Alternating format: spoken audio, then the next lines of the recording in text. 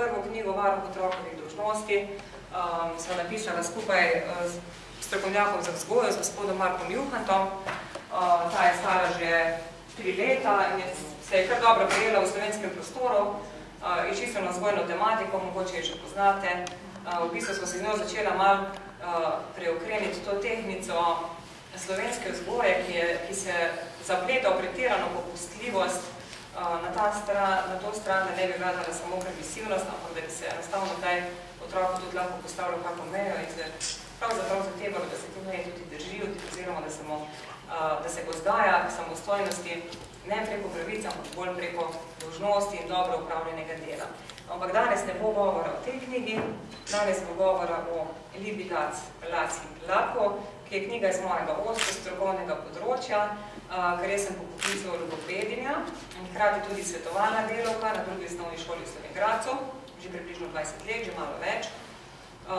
Ampak, ker sem tudi svetovalna delavka, se poleg otrok z govorno-jezikovnimi motnjami, z bralno-napisovalnimi težavami, v veliki meri ukvarjam tudi z vedensko problematiko, ki je v šolah tudi čedalje večja, tako da sta mi oba področja zelo blizu. Oboje rada delam, tako da zdaj, ko so se moji otroci odločili doma za poklic, za študij, sem rekla, ni važno, a zdaj kaže, da bo služba ali ne bo, ni važno, ali je študij težek ali je študij lahek, izberite si tak poklic, v katerem bosta rada hodila v službo. In jaz moram reči, da sem si izbrala pravega, no? Vsak dan rada grem. Zdaj v knjigi. Prvi del v knjigi dajem velik poudarek poslušanju. Zakaj? Mi vemo, da otrok veliko prej, preden začne govoriti, že posluša. Že ko je v maminem trebuščku, se odzove na gibanje, na neke zvoke, če prepevamo, se umiri ali pa začne brcati. Sploh pa po rojstvu, takoj mu je naš glas nekaj, kar mu prinaša neko informacijo. Najprej neko toplino, nek odziv na njegovo gibanje ali pomirovanje, kasneje pa seveda tudi vedno več besed. Zdaj, opažamo tisti, ki se ukvarjamo z otroki, bodi si poklicno ali pa imamo svoje doma, nekateri imate mogoče že vnuke, opažam, da te generacije otrok, ki zdaj prihajajo v šolo, zadnjih nekaj let, slabše poslušajo. So slabši poslušalci, kot so bile generacije otrok pred njimi. Mogoče tudi vi, ki delate v knjižnici, opažate, ko pridejo otroci na pravljične urice, da popusti ta slušna pozornost, ali pa da je zelo težko pri kom pridobite. Tako da, zakaj otroci slabo poslušajo, pravega vzroka verjetno mi tudi ne bomo odkrili. Jaz predvidevam, da je eden od vzrokov lahko tudi ta, da so otroci že od malega oddani zelo z velikimi glasovnimi igračami, s hrupom takim in drugačnim. Mi vemo, da že takoj, ko se rodimo, tiste lunice obesimo nad Kinderpet in tisto že poje in potem neke pojoče pesmice in živali piskajo, igračke piskajo in tako naprej. Potem gre to v računalnik, televizijo in otrok je res neprestano obdan z nekim hrupom in ena taka monotona stvar, kot je naš glas, glas starša, za otroka enostavno postane predolgočasno in otrok ga presliši. Ne osredotoča se na to, kaj govorimo. Najredkejši vzrok je prava motnja sluha, da nas otrok slabo posluša. To je zelo mali procent otrok, ki res organsko ne sliši, tam seveda hitro poiščemo pomoč pediatra in ustrezno ukrepajo vsi strokovnjaki, ki so v to vključeni. Drugi vzrok, zakaj otroci slabo poslušajo, in ta je, se mi zdi, najpogostejši, pa je razvajenost. To so otroci, katerim starši doma v dnevu dajo veliko navodil, veliko, če bom rekla, ukazov, mamica reče, da mora otrok nekaj izpolniti in potem starši ne vztrajajo, da to tudi naredi. Recimo, če greste z otrokom v nek muzej, pa vi rečete otroku, ne dotikaj se predmetov. In otrok vsakemu po predmetu, ko pride, ga prime in vi spet govorite, pa ne dotikaj se predmetov, sem ti rekla, da ne. In mu to 10-krat ponovite. Otrok je celo uro z vami v muzeju, vi mu 10-krat ponovite eno isto navodilo in on še naprej se dotika teh predmetov. Ko vi v nedogled ponavljate in ne odreagirate, se otrok enostavno navadi preslišati. Mamica nekaj govori, ampak tisto ni pomembno, ker ni nobene reakcije zade. Če bi vi prvič, ko se otrok dotakne nekega predmeta in bi rekli, ne, tega se ne smeš dotikati, tu lahko samo gledamo. In potem, ko bi drugič posegal, rekli, glej, enkrat še probava.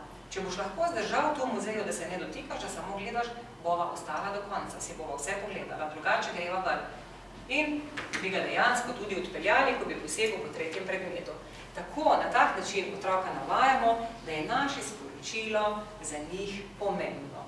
Mi pa prepogosto pridemo domov iz službe utrujeni, ali smo mogoče ta dan slabše energetsko opremljeni in otroku oddaleč damo neko navodilo. Recimo rečemo, Tonka, pospravi igrače, ker leži vse tam razmetano po tleh, ne?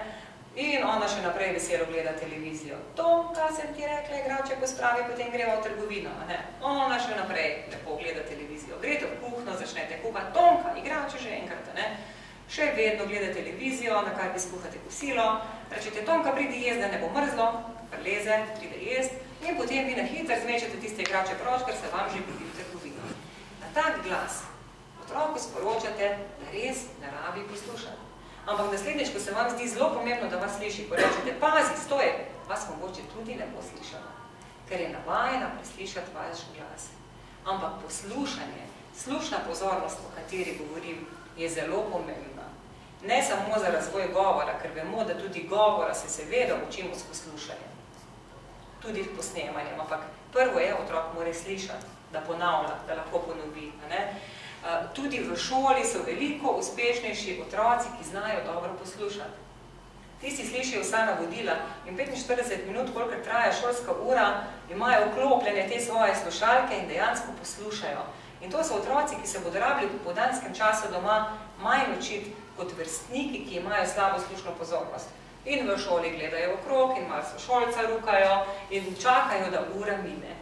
Tisto otrok bo mogel doma vse napisano ponoviti, če bo hotel jutri kolikor toliko znati, oziroma če bo hotel narediti domačo nalogo. In resnično opažamo v šoli, že pri prvošolčkih, ko pregledamo, kako poslušajo njihovo slušno pozornost. Tisti, ki so dobri poslušalci, so uspešnejši, oziroma z lahkoto, lažje dosegajo boljši šolski uspeh, ker jim doma ni treba toliko sedeti, niso preutrujeni od šolskega dela. Njihovi vrstniki, ki morajo doma veliko brati, dobivati informacije po vidni poti, ker jih poslušajo ne, pa sedijo že v 4. razredu toliko časa za knjigo, da so starši že v 4. razredu mogoče čisto obupani. Tako da poslušanje oziroma osredotočanje te pozornosti na zvok, na glas je zelo pomembno. Ne samo za govor, tudi za uspešnost v šoli in tudi kasneje. Zdaj, kako lahko ukrepate, če vidite, da je vaš otrok med tistimi, ki slabo posluša? Če imate občutek, da otrok slabo sliši, bodi si, da je zelo prehlajen, bodi si, da del časa ne sliši, potem ga boste dali k pediatru na pregled in se bo odločil, a bo dal naprej pregledati sluh in ugotovil, kaj so vzroki, da otrok slabše sliši. Če otrok slabo posluša, kot smo prej rekli, zaradi tega, ker je razvajen, ker mu bil nedogled ponavljati neka navodila, je logičen ukrep doslednost. Kar pomeni, ko otroku date navodilo, kot sem prej rekla, Tonka, pospravi igrače, navodilo poveste enkrat. Drugič ga ponovite v otrokovem osebnem prostoru, se pravi, stopite do otroka in rečete, Tonka, igrače zdaj. Velika verjetnost je, ko boste prišli v otrokov osebni prostor, ko ne boste kričali oddaleč, da bo otrok odreagiral. In bo šla in bo pospravljati igrače. Če še vedno vztraja in gleda televizijo, kaj je logična posledica? Brez, da bi si dvignili pritisk na 200, brez, da bi kričali, vzamete daljinca, ja? Brez, da bi sebe znervirali, ne? Ga mirno izklopite in če enkrat ponovite navodilo igrače, zdaj. Takrat boste dobili neomejeno količino otrokove pozornosti, sicer negativne, ampak vendarle, in velika verjetnost je, da bo otrok takrat odreagiral. Ampak pazite, jutri je treba to isto vajo ponoviti. Ko boste naslednji dan prišli domov in boste spet rekli, pospravi igrače, ponovite isto v njenem prostoru, je že velika verjetnost, da bo odreagirala prej, prednji boste vzeli ugodnje televizijo. Ja, se bom na hiter. Tretji dan, ko boste prišli, boste odprli vrata in bo rekla, že grem. Doslednost se najbolj splača. Tudi, kar se tiče poslušanja. Če bo videl, da vaš glas prinaša za otroka pomembno sporočilo, da reagirate, ko daste navodilo, se bo navadil poslušati. In ta slušna pozornost bo koristila tudi v vrtcu, ko bo prejemal navodila vzgojiteljice in tudi v šoli, ko bo poslušal navodila učiteljev. Se pravi, z doslednostjo se da zelo dobro razvijati poslušanje pri otroku.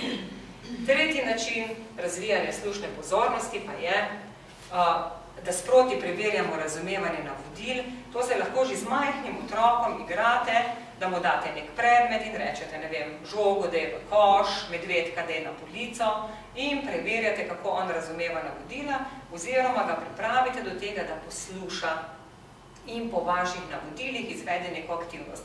Ker mi vemo, da mali otroci so zelo gibalni in radi delajo stvari, ki vključujejo gibanje. In zakaj ne bi poslušanja razvijali in razumevanje preverjali na način, da se otrok nekaj giba, da nekaj izvaja po vaših navodilih. V knjigi je opisanih veliko vaj v prvem delu, s katerimi lahko razvijate to poslušanje oziroma slušno pozornost in kasneje tudi slušno razlikovanje pri otroku. Podrobno se pri teh vseh vajah tule ne bomo mogli ustavljati. Kako še lahko razvijate slušno pozornost? Čisto enostavno. Poslušanje zvokov iz okolja. Otroci, kot sem prej rekla, so toliko obdani s temi računalniki in piskajočimi zvoki, da niso več navajeni poslušati enih osnovnih zvokov okolja. Recimo, redko kdo bo zdaj rekel spomladi, ko boste okno odprli, kako pa zunaj lepo ena ptička poje. Sploh jih ne opozarjamo več na te osnovne zvoke narave in jih enostavno prislišijo. In jaz vidim, ko odpeljamo šolske otroke kam na izlet, da tudi opazujejo, ne bom rekla vsi, ampak veliko njih niti ne opazuje.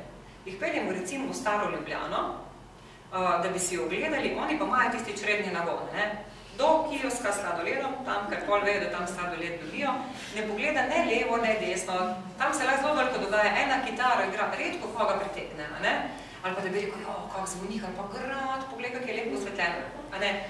Zelo redko kdo opazuje in jih je treba od malega navajati, da so dobri opazovalci in da dobro poslušajo.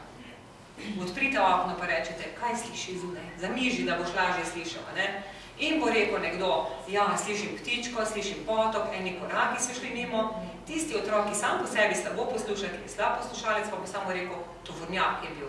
Poslišal tisti najglasnejši zvok, vse ostale bo preslišal. Vi boste pa rekli, zdaj pa še bolj poslušaj, a je še kaj drugega. No, potem bo pa mogoče slišal še to in to in to. Navajati jih je treba na poslušanje. In če za vaši otroci še majhni, se da to zelo lepo razvijati. Celo življenje se lahko učimo poslušanja. Tudi odrasel človek, ki ni poslušalec, se lahko tega zavestno uči. Pri otrocih je to seveda toliko lažje. Usmerjati jih na zvoke iz okolja. Potem je poslušanje pravljic posebno nalogo. Ko gremo v razred, recimo prvošolčkov, in vidim, da jim učiteljica bere pravljico, so najmanj 3-4, ki že po drugem stavku, ki ga učiteljica po drugi povedi, ki jo prebere, že buta sošolca, pa leze pod mizo. Njegova slušna pozornost je sploh ni bilo, oziroma je kar hitro ušla. In takega otroka, slabega poslušalca, je zelo težko pripraviti do tega, da bo do konca poslušal neko zgodbico. Mi pa vemo, da je tudi pravljica pomembna za otroka, besedni zaklad in tako naprej. In bi radi, da poslušajo to pravljico do konca. Zato uvedemo pravljico s posebno nalogo. In učiteljica reče, dobro poslušajte. Vsakič, ko bo v zgodbici nastopila katera od živali in pove, ali pa da sličice gor, medved, lisica, zajec in tako naprej, plosknete ali pa skočite v zrak in potem spet tiho sedete. In otroci v pričakovanju te gibalne aktivnosti zdržijo do konca. Tudi tisti, ki drugače leze po tretjem stavku pod mizo, čaka, kdaj bo še tisti vok, da bo on lahko spet plosknil in skočil v zrak. To je pravljica s posebno nalogo. Naloga je lahko vedno drugačna, vsakič druga, zato da otroku ohranja to pozornost, da ostaja zanimiva. In otrok s to zgodbo tudi nekaj dobi. Posluša, pridobiva nove besede, knjižni jezik, besedni zaklad, čustvena bližina in tako naprej. To je že tema, čisto druga tema, pomen branja. In pa razvijamo slušno pozornost tudi s poslušanjem navodil, kot sem prej rekla, da otrok izvaja neke aktivnosti po naših navodilih. Lahko si izmislite nekaj, da zunaj dela, da nekaj prenaša sem in tja in utrjujete tudi pojme na, v, pod, da je žogo v koš, da je žogo na mizo, žogo, da je na polico, v omaro. Hkrati več muh na en mah ubijete, a ne, se pravi, otrok se uči poslušati, uči se orientirati v prostoru, prostorske odnose, spoznava te predloge in pa strukturo stavka, ker jim govorite v lepih, jasnih in pravilnih stavkih. Tako da še veliko je načinov, kako se da razvijati slušno pozornost. Ko enkrat to slušno pozornost imamo, je pomembno, da otrok slušno ločuje oziroma razlikuje med seboj različne zvoke. Ker vi veste, da izgovorjava našega jezika, glasov našega jezika, je v določenih momentih zelo precizna oziroma so si nekateri glasovi kar podobni. Ko recimo otrok menja sičnike in šumnike in namesto šole reče šola, nekje na sredi. Tak otrok velikokrat teh glasov slušno ne ločuje. Ne ve, ali je slišal S ali je slišal Š. In potem teh glasov logično ne zmore pravilno izgovarjati ali pa jih v šoli ne zmore pravilno napisati. Vedno ugiba, ki bi bila tista strešica. In ponavadi se vedno zmoti in jo postavi na napačno. Potem je tist narek slabša ocena, kot bi si jo zaslužil. Zato otroka učimo tega preciznega poslušanja. Glede, večina otrok slušno razlikuje glasove brez posebnih vaj. Ampak nekateri otroci z govorno-jezikovno motnjo, tisti, ki slabše poslušajo, pa lahko imajo pri tem tudi težave. In če vidite, da je vaš otrok med njimi, potem je pomembno poslušanje teh različnih in podobnih zvokov. Ko lahko recimo na mizo postavite različne predmete, rokotulico, časopis, lonec in potem poropotate s posameznim od teh predmetov, otrok pa pokaže, kateri predmet je proizvedel zvok. Prej mu zavežete oči ali pa ga obrnete stran, da dobro posluša. In potem pokaže, kaj je poropotalo. Ko otrok zelo ločuje te različne zvoke med seboj, greste na bolj podobne. Date samo različne lončke, različnih velikosti in materijalov in udarite po enem, drugem in tretjem. Velik lonec bolj zadrni, ta mali bolj zacinglan.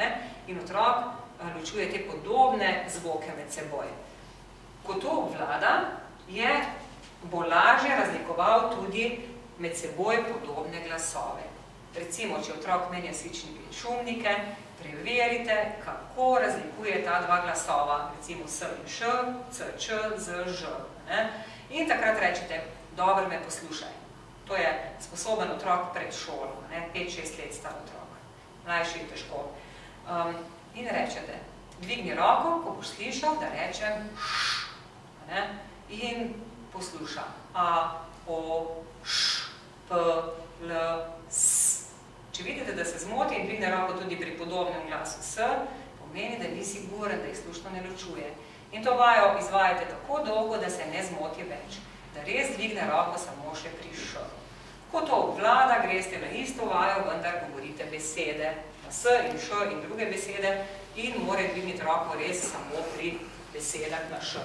Ko otrok to enkrat sliši, bo to vedel za vse večne čase. Toliko je bilo na kratko poslušanje. Bi mogoče imel pri tem poslušanju in slušni pozornosti kdo kako vprašanje. Drugače bo šla naprej, na govorne motnje. Zdaj, ko govorimo o govoru otrok, veliko staršev reče, ja, moj otrok pa ima govorno motnjo. Neredko daj starši sami delite te motnje na govorne in jezikovne, pogosto so tudi kombinacija obojega. Kadar govorimo samo o govorni motnji, o motnji artikulacije ali izgovorjave, je to nekaj, kar nam je hitro navzven jasno, da je v otrokovem govoru nekaj narobe. Bodi si, da otrok določen glas izgovarja nepravilno, recimo reče namesto riba, riba, pogrkovani, francoski R, bodi si, da izpušča, namesto riba reče iba, ali pa, da glas zamenjuje z drugim glasom, namesto riba reče liba ali jiba. Ali pa da menja svičnike in šumnike, da jih izgovarja med zobke, fonflektije. To mi hitro navzven opazimo, da je z otrokovim govorom nekaj narobe. Te motnje izreke se dajo zelo lepo odpravljati, seveda s sodelovanjem staršem in če se vaje, delajo redno vsak dan. Nobena logopedina v Sloveniji in tudi drugje nima čarobne palce, da bi, ko otrok pride, začarala, od danes naprej bo pa lepo izgovarjal svičnike. Odpravljanje govorno-jezikovne motnje je garanje, je vsakodnevno delo. Ravno tako kot športnik, ki trenira vsak dan in če en teden ne trenira, nazaduje, tako je tudi pri govornih vajah. Rajše 5 minut na dan, kot pa vsake 3 dni. Rezultat terapije je bistven od pogostosti vaj. Pa ne toliko pri logopedu, ker recimo za NR logopedi res dajemo samo navodila, doma pa morate starši opraviti večino dela, ker je to motnja, ki zahteva zelo precizne gibe jezika in če jeziček okorn, pomeni, da boste mogli vaditi, da bo prišel do takih gibljivosti, da bo možna izgovorjava tega glasu. Tako da tu je res pogostost vaje doma bistvena.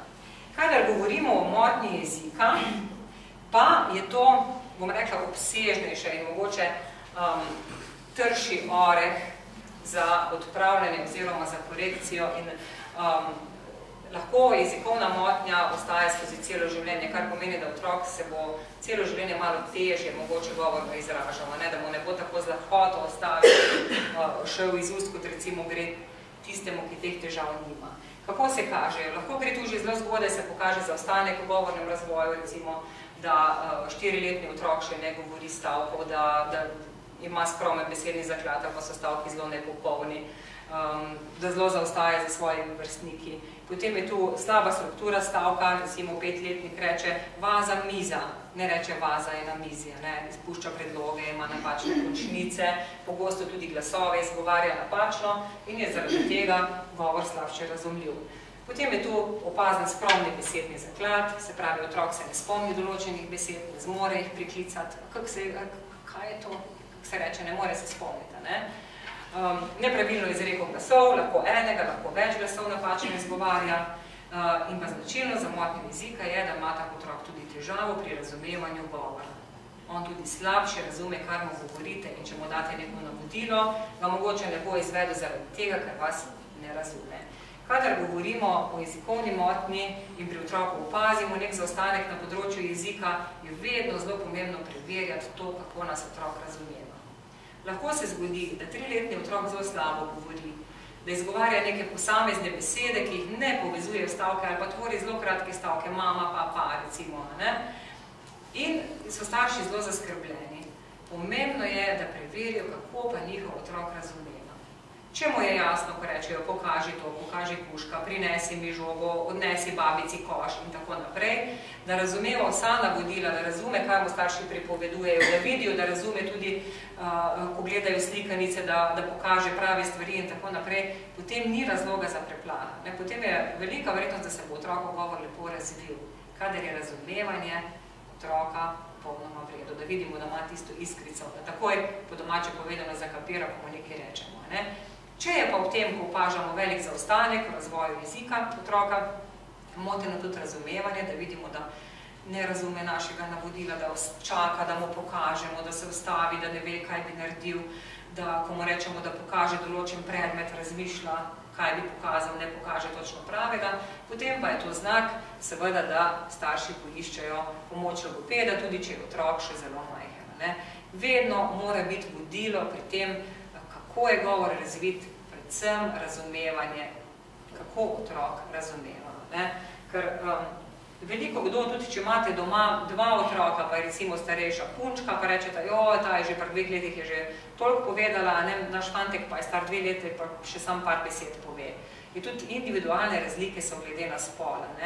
In tudi, jaz imam 2 fantka doma, recimo, pa se ima govor ni razvijal enako. Tako da vedno so neko odstopanje navzgor ali navzdol, vedeti pa moramo, da je pomembno razumevanje. Zdaj, ne bomo šli danes na tem srečanju, na tej predstavitvi knjige, čisto po meniki govornega razvoja, tistega, ki to zanima, so zelo jasno, na dolgo upisani v knjigi, upisano je tako razumevanje, kaj otrok določeni starosti mora razumeti in pa govorno izražanje, na kak način se otrok določeni starosti izraža, hkrati pa potem tudi, kdaj ste starši lahko zaskrbljeni in kako ravnati v določenem obdobju. Ampak če bi hotela to na dolgo predstaviti, bi nam vzelo še dodatno 1,5 časa, tako da to boste lahko na koncu vprašali ali pa si mogoče pogledali v knjigi. Pomembno je vedeti, da se govor razvija v določenem zaporedju, po stopnjah. In da to zaporedje je pri vsakem otroku enako. Vedno je prej beseda, potem je stavek. Zdaj, kdaj otrok doseže to posamezno stopnjo, v tem pa so razlike med otroki. Nekdo bo prvo besedo izrekel v starosti 10 mesecev, nekdo pa pri 15 mesecih. Še vedno bo to prva beseda. In še vedno bo to v okviru neke normale. Tako da morate vedeti, ko boste prebrali po alinejah, kaj spada po določen imenik, ne se ustraši, če je vaš zdaj otrok star 1 leto in še ni rekel prve besede. Jo pa mogoče čez pol meseca ali pa čez 1 mesec. Važno je, da vidite, da dobro razumemo. Tako da pri teh imenikih so individualne razlike med otroci. Ni točno ob času podaru na gong, da bo otrok nekaj tega tudi res povedal. V grobem lahko rečem, da seveda veste, da govorni razvoj otrok poteka v 2 fazah. Najprej je predgovorna stopnja ali predgovorna faza, ta poteka od rojstva otroka pa do pojava prve besede. To je tisto začetno oglašanje otroka, ko se približate njegovi posteljici, ko bodi si, da s telesom daje znake, da nas je razumel, potem beblja, čebla in kasneje začenja naključno povezovati glasove, velike zloge, ponavlja zloge in potem mu uspe in reče recimo ta, tam pri 10 mesecih. In starši so veseli in reče, ata je rekel, ata. In ko rečejo, kje je ata, otrok pokaže tata, vse je tata. Ker je to en zlog, ki mu je uspel in ker so se starši zelo navduševali in ploskali in veseli, otrok to neprestano ponavlja. Ampak to še ni prva beseda. V prvi besedi govorimo takrat, ko že ima pomen. Ko reče določeno stvar, recimo lahko reče mam, pa vedno pokaže mamo in to je že prva beseda. Se pravi, ima pomen tista stvar. Pa če reče tov, za stol in vedno pokaže ob tem stol, je to prva beseda. Se pravi, ko vas bodo pediatri, logopedi vprašali, kdaj je vaš otrok izrekel prvo besedo, boste rekli takrat, tisto, ko je že imela pomen. In potem se začne, vaši otroci čakajo. Potem se začne govorna faza. Govorni razvoj je najintenzivnejši tja do 4. 5. leta, seveda tudi še kasneje, nekako potem nadgrajuje se lahko počasi celo življenje, v grobem pa se zaključi tam v predšolskem obdobju. Zato je tudi čas, ko so otroci še majhni, ko so v vrtcu, da mora biti negovorno jezikovne motnje, takrat starši seveda prepoznate in da pravočasno poiščete pomoč logopeda. Tu imate srečo, v vrtcih imate gospo Nastjo, tudi odlična logopedinja, z lepimi rezultati dela, tako da je za vaše otroke, po moje tu, kar se govora tiče, lepo poskrbljeno. Zdaj, mogoče, če vas zanima konkretno za vaše otroke, pri govornih fazah drugače, bom jaz čisto v grobem šla čez stopnje razvoja. Recimo, od 1. do 2. leta otrok v starosti od 1. do 2. leta že razume veliko več, kot pa pove. Enoletnik že veliko razumeva, ko mu rečete, kje je kuža, bo pogledal tja ali pa pokazal na kužka.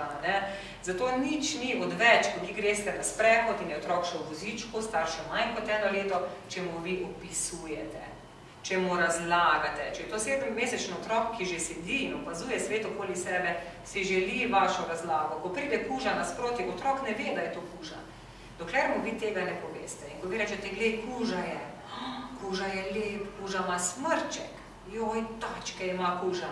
Takrat otrok to besedo večkrat sliši in si jo tudi zapomni. In ko je potem govorno dozorel, to besedo tudi izreče. Zato je pomembno, da že majhnemu otroku govorite, pripovedujete, predpevate, rimate, karkoli, da dobi čim več besed v ta svoj slovar. Zdaj, 1-letni otrok naj bi govoril besede posamezne, mama, papa in tako naprej. 2-letni otrok, od 2 do 3 let, 2 leti star otrok naj bi že grobo povedalo, po 2 besedi povezal stavek, ata, papa in tako naprej. 3-letni otrok tvori trobesedne stavke in več, 4-letni 4-besedne in več in tako naprej. To je zelo grobo.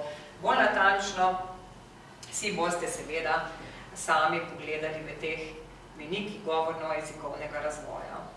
Tam od 5. do 6. leta, ko je otrok tik pred vstopom v šolo, se govorno-jezikovni razvoj praviloma zaključi.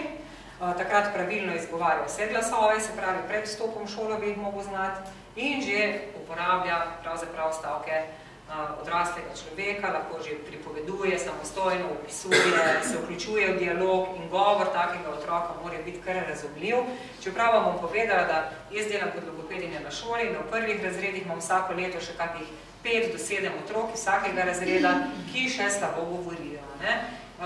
Slabše izgovarjajo glasove, nekateri pa tudi imajo še težje govorno-jezikovne motnje, tako da potrebujejo logopedsko obravnavo, kar je 2-3 na teden. V grobem pa pred šolo bi bilo fajn, če je govor že lep, ker v šoli se bo učil novih veščin branja in pisanja. In če boste upoštevali to, kar smo se pogovarjali v prvem delu, da boste dobro razvijali slušno pozornost in poslušanje pri otroku, potem bo tudi v tej stopni, ko se začne zanimati za črke, otrok lažje usvojil to glasovno analizo in sintezo, ki je pomemben predpogoj, da se otrok lahko nauči branja in pisanja. Se pravi, otrok mora biti sposoben glasove se razstaviti, M, I, Z, A. M, I, Z, A. In potem te glasove spet združi, da lahko bere mi, za. Ko je otrok tega sposoben, se lahko uči branja in pisanja. Otroci, ki imajo s tem težave, pogosto imajo težave pri opismenjevanju.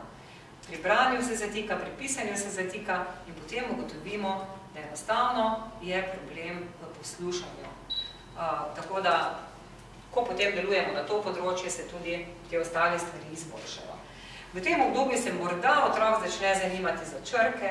Če je vaš otrok med tistimi, mu boste seveda ponudili obilo tega. Črke, stavnice, se boste igrali na ta način. Če pred šolo nima zanimanja za črk, ne ga siliti. 3 leta ima čas, da se opismeni, lepo bo to naredil v šoli pod pravim strokovnim vodstvom in na koncu 3. razreda bo bral, če ne bo imel drugih težav, enako kot sovrstnik, ki je bral že v predšolskem obdobju. Pri svojih sinovih sem videla, da se razlika potem zmanjša. Ta starejši se je sam naučil brati malo pred vstopom v šolo, zelo so ga zanimale črke in ko je prinesel tisto knjigico, sem jaz rekla, moja mama, jaz si ga naučila na pamet, je rekla ne in sem ugotovila, da res bere. Ta mali pa nimam interesa za črke pred vstopom v šolo, ampak na koncu 3. razreda sta popolnoma enako brala. Enak tempo branja in enako razumevanje. Tako da ne jih prisiljevati v nekaj, v kar še niso želeli. Ker tudi zato različno dozorijo in pokažejo različne interese. Če pa ima interes, mu pa ponudite. Raje kot to, da ga silite brati in pisati črke, je, da mu v tem obdobju pred šolo ponudite obilo teh glasovnih igric, kjer posluša prvi glas v besedi, kaj se začne vse na A, kaj se začne na M. Ko se vozite z avtom, se lahko igrate te igrice in ga boste veliko bolje pripravljali na branje in pisanje, kot pa, če ga učite pisati tiste črke, tudi če grafomotorično, kakorkoli, zato še ni zrel in nima interesa. Tako da je pa to obdobje, ko ponavadi se začne zanimati za črke, ni pa nič narobe, če se ne. Ima veliko časa, da se v šoli opismeni. Zdaj, kako se razvijajo glasovi, kdaj je otrok pravilno izgovarjal posamezne glasove. Vi vidite, da veliko glasov bi moralo biti lepo izrekanih že v starosti od 3 do 3,5 let, z izjemo seveda sičnikov, šumnikov, glasu L in R. Vidite, da najkasneje ima otrok čas, seveda, da pridobi pravilno izgovorjavo glasu R in pa šumnikov. Malo prej, pol leta prej, leto prej se razvijajo sičniki. Se pravi, pred šolo nekako naj bi bili vsi glasovi pravilni. Vendar, če otrok, ki je star 4 leta, namesto L izgovarja J, se pravi jiba, jaca, jak, je velika verjetnost, da ima jeziček okoren, bodi si, da ima prekratko podjezično vez, da je jeziček zadebeljen. In takrat pomeni, boste rekli, sej, ima še časa, sej do 5. leta bo pa že rekel R. Ni rečeno. Če ugotovite, da otrok ne izgovarja R-ja in ima pri tem negibljiv jeziček, je treba začeti z vajanjem seveda že takrat, da bo do šole nekako že ta glas izgovarjal. Če pa ugotovite, da tu še ne reče R-ja, ampak se oblizne, z lahkoto proti nosku, z lahkoto dvigne jeziček in ima jeziček gibljiv, potem pa ga bo res verjetno kmalu rekel. Še posebej, če namesto R izgovarja L. Ker L je glas, ki je dvigen na nebo in pomeni, da kar parkrat na dan potelovadi in se dvigne proti nebu, če reče loka, liba in tako naprej. Če pa reče joka, liba, pa jeziček lepo počiva na dnu ustne votline, je pri miru, se ne giba, ne telovadi, kar pomeni, da bo kasneje pripravljen za izgovorjavo R-ja. Tako da pri tem preverite, kakšna je gibljivost jezika in začnite z vajami dovolj zgodaj. Če vidite, da določeni glasovi niso razviti v tem obdobju, poiščite pomoč logopeda, mogoče samo za nasvet, da bo vodil te vajice, vi pa jih boste seveda po nasvetu od logopeda izvajali doma. Zdaj, praviloma otroci ne delajo teh vaj radi.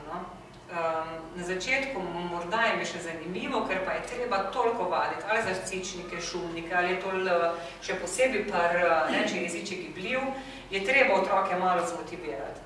Na začetku idete navdušiti, nekako preko igre, oponašati helikopter in avto in tako naprej, pa se mu zdi zanimivo, ampak potem to upade in kasneje bi mogli te vaje postati rutina. Tako kot je rutina umivanje zob, kot je rutina kasneje pisanje domačih nalog, tako bi te vaje mogli biti dnevna rutina. Zdaj pa še vajce naredima 10 minut, potem si greš pa z umiti. In če vsak dan ponavljate to rutino, se ne bo več toliko upiral.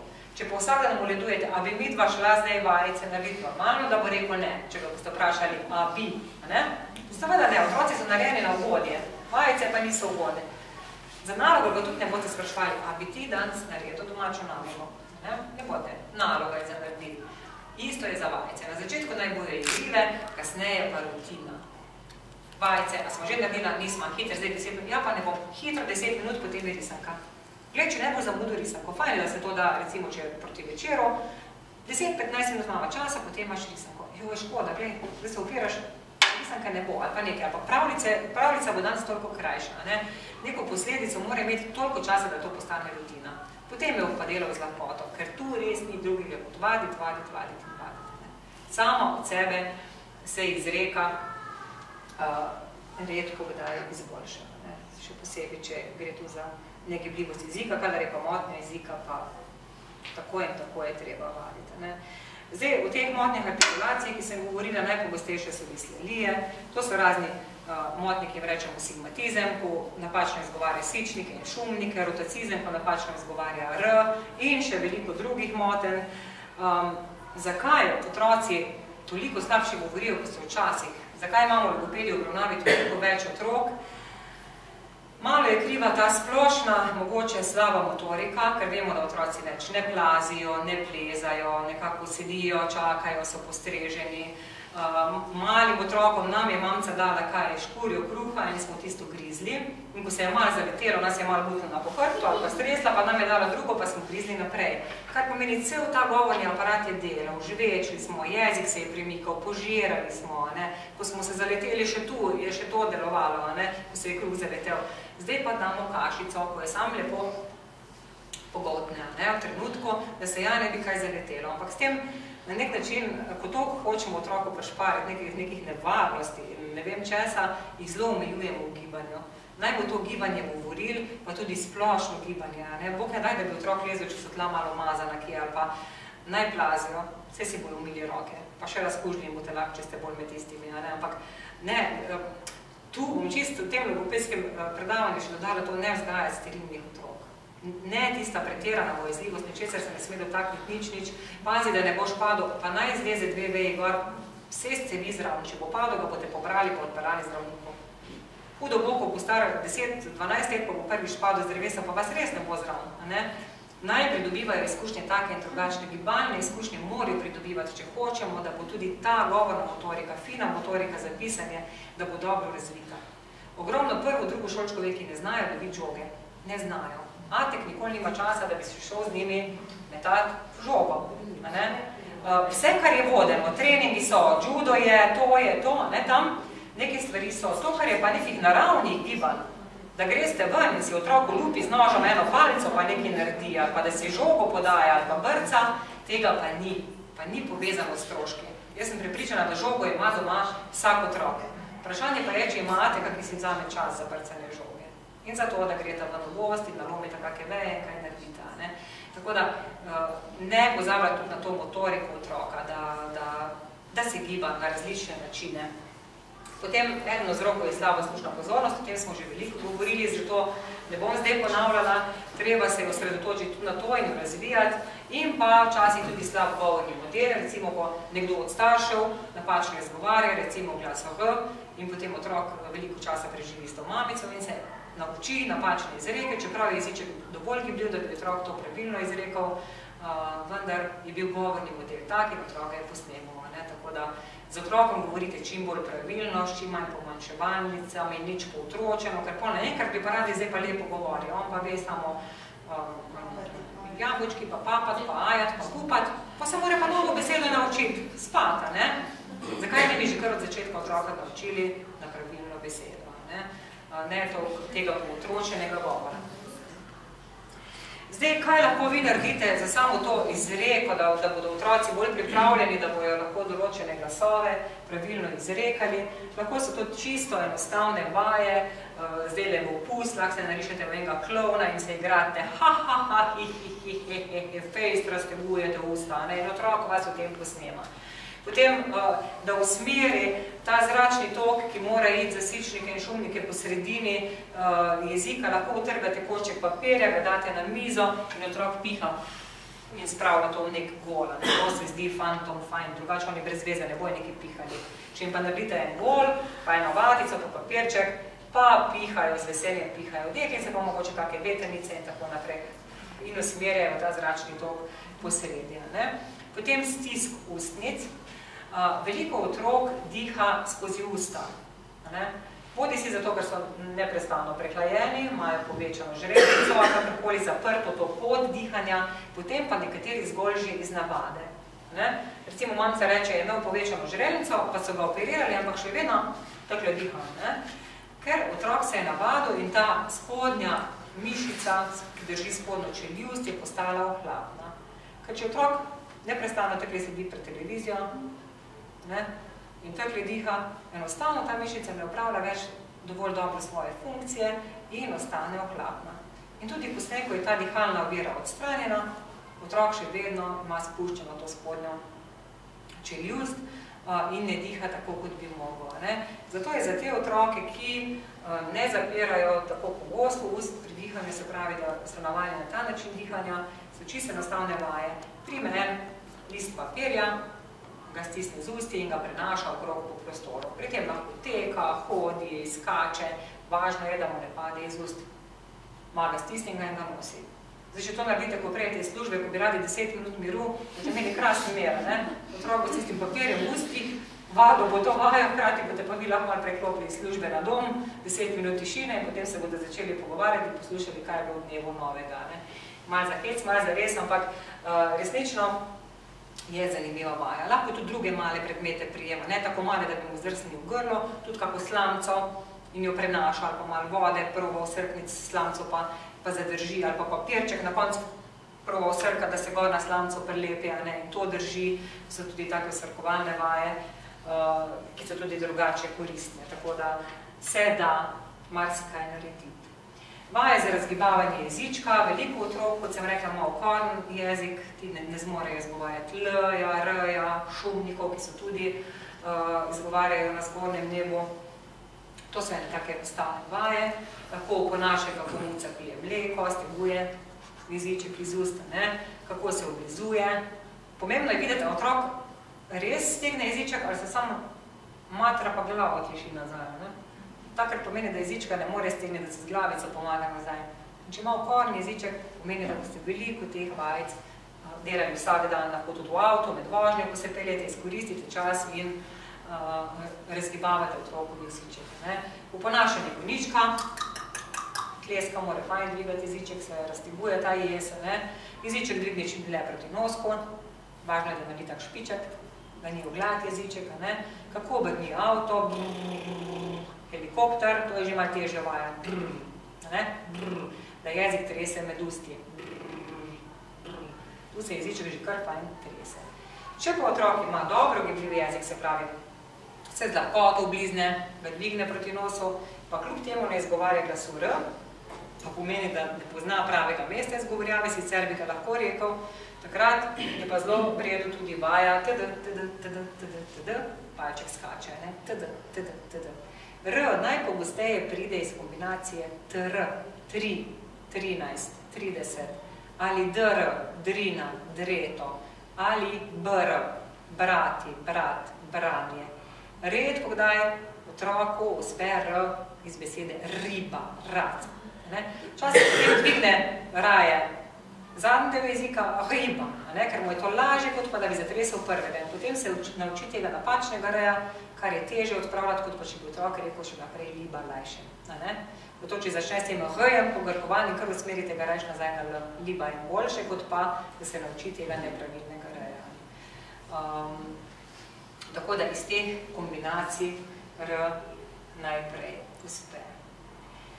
Kar se tiče sičnikov in šumnikov, pomembno je, da veste, da sičniki se izgovarjajo za spodnjimi zobmi, ne za zgornjimi, kot zmotno reče večina mamic. Moja pa zdaj ne more izgovarjati S-ja, ker so zgornji zobki izpadli. Ni res. Če spodnje še ima, potem lahko skrije jeziček za spodnje zobke. S z C se izgovarja za spodnjimi zobmi, Š, Ž, Č, šumniki, se dvigne jezik na nebo. Kadar otroka učimo pred ogledalom pravilne izreke, vedno učimo poudarjeno. Jezik potegnemo bolj nazaj, ne, to ni prav. Pred ogledalom nastavite ta jeziček tako, da je pravilen, vse ostalo naprej ga bo naučila logopedinja, ker pridobivanje vsakega glasu je proces. Zdaj, če ste otroka naučili pred ogledalom, da reče š, ne pomeni, da ga bo že jutri prav uporabil v besedah, če ga prej skozi govoril š.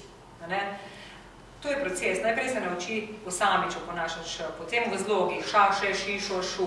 Potem ponavlja besede, šime, šumka in tako naprej. Ko to z lahkoto naredi, ko se več ne muči, gremo na stavke, ponavlja stavke z besedami na š. Potem obnavlja pesmice, pravljice in šele takrat je otrok pripravljen, da to vnese tudi spontan govor. Dokler se muči in more razmišljati, da se reče sola ali šola, tega ne more vnesti spontan govor. Tako da pridobivanje posameznih glasov je proces in tu je treba veliko vašega sodelovanja in domačega dela. Glas š se izgovarja tako, da otrok z usti naredi šobico, lahko mu tudi stisnete ličke, jezik da na nebo in ga potisne nekoliko nazaj. Zdaj, kako pomagate otroku, če ima govorno jezikovno motnjo, pa tudi, če je nima, na kak način ste mu starši v oporu, da se seveda veliko pogovarjate z njim, kot sem že rekla, že malemu otroku, pripovedujte, pojete, igrajte se izštevanke. Govor je ritmična aktivnost in te ritmične stvari otroku zelo pomagajo v govoru samem. Recimo otrok, ki slabo govori, se hitro nauči to knjigico Pojte, pojte drobne ptice, preženite vse meglice. Noter so same take izštevanke in rime. In tisto je ritmična stvar in otroke naenkrat, vi mu berete, naenkrat ugotovite, da zna vse na pamet in da to ponovi. Se pravi, tudi veliko teh ritmičnih aktivnosti. Odgovarjajte na zastavljena vprašanja, se veste, da v določenem obdobju se pojavi obdobje zakaj. To ni treba diplomirati zraven teh odgovorov, na kratko odgovarjajte, ker takoj zatem bo spet novi zakaj. Ko bodo druga vprašanja, kako in tako naprej, boste pa že bolj na dolgo odgovarjali. Pri tem, ko govorim, odgovarjajte na zastavljena vprašanja, bi rada poudarila tudi to kulturo dialoga, da se tudi otrok nauči počakati. Ko vas nekaj vpraša, sredi tega, da se vi pogovarjate s prijateljico, ali pa z možem, je čisto na mesto, da rečete, malo počakaj, zdaj govorim s prijateljico, čez minutko ti bom odgovorila. In potem res ne pol ure prijateljici govori, ker bom jaz res s sabo. Minutka, no zdaj pa ti povej. Da se nauči malo tudi počakati, ker ko jaz gledam, kako otroci komunicirajo v prvem razredu, vsi kričijo drug čez drugega, noben ne bi počakal. Eno samo kričanje in prerivanje v govoru, in jaz bom prvi povedal, tako da tudi na to kulturo dialoga počakaj. Mirno mu lahko rečete, nobenih psihičnih posledic ne bodo zaradi tega. Naučil se bo kulturno pogovarjati.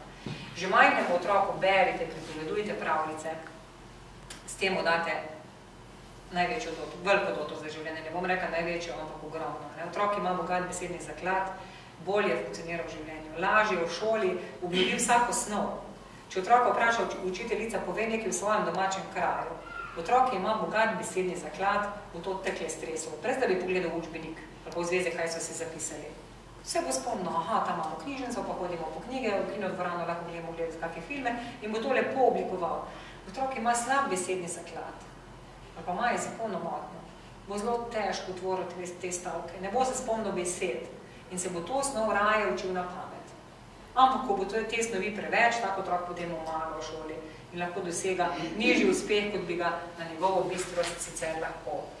Omogočite mu veliko gibanja, o tem sem vam že rekla, v igro vključujte vaje za razgibavanje govoril in pa seveda pravočasno poiščite pomoč logopeda, kadar vas govor otroka seveda skrbi.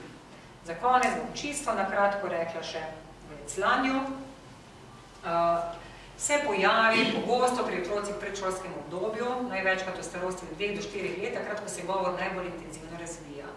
In če gre tudi za tako imenovano fazo razvoja govora, govorimo o razvojnem veclanju. To je takrat, ko otrokova misel prehiteva govor. In otrok hoče hitro nekaj povedati, pa še ne zmore in pride do zatikanja. Zatikanje je lahko tako, da se ponavlja prvi glas, postelja, prvi zlog postelja ali pa da vleče postelja. Če gre za razvojno veclanje, ponavadi pride nenadoma in tudi izveni nenadoma. Če ob tem starši pravilno ravnate. Kako? Važno je, da otroka ne opozarjate na njegov govor. Ne sme postati pozoren na govor. Ko boste vi rekli, govori bolj počasi, se bo zavedal, da je z njegovim govorom nekaj narobe. Važno je samo vsebina, kaj vam govori, ne kako govori. Namesto, da otroku govorite bolj počasi, vi upočasnite svoj govor. Kadar je zatikanje več, otroku govorite, berete pravljice v počasnejšem tempu.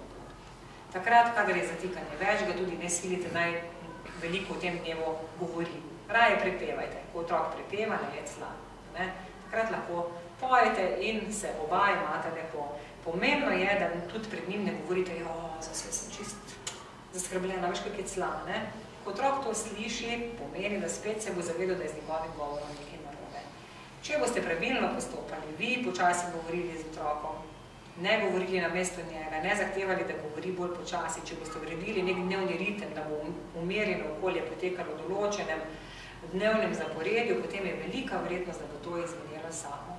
Če pa se v tem pojavijo tiki, da otrok mežika, da zatekuje z glavo, potem pa ni več samo razvojno veclanje, potem je treba pa nujno poiskati pomoč logopeda. Takrat pa potem gre že za pravo veclanje, ne samo za to prehodno zatikanje in otrok rabi prava navodila in pravo pomoč logopeda, seveda pa tudi vi. Do takrat pa ti osnovni nasveti, mogoče pa pač pokličete logopeda in jo poveste, kako to izgleda in sama preceni, če ga bo vzela v terapijo ali ne. Toliko se je dalo spraviti v tole urico, na kratko. Jaz upam, da vam je odgovorilo na kako vprašanje. Tudi tisti, ki nimate otrok, ki bi imeli govorne težave, boste pa mogoče se osredotočili na poslušanje. To je pomembno za vse in nimajo težav s poslušanjem samo otroci z govorno-jezikovnimi motnjami, tudi ostali. Tako da upam, da je vsak od vas danes kaj odnesel od tega in da boste lahko nekaj od tega že danes večer preizkusili na svojih otrokih, vnukih, kakorkoli. Hvala vam.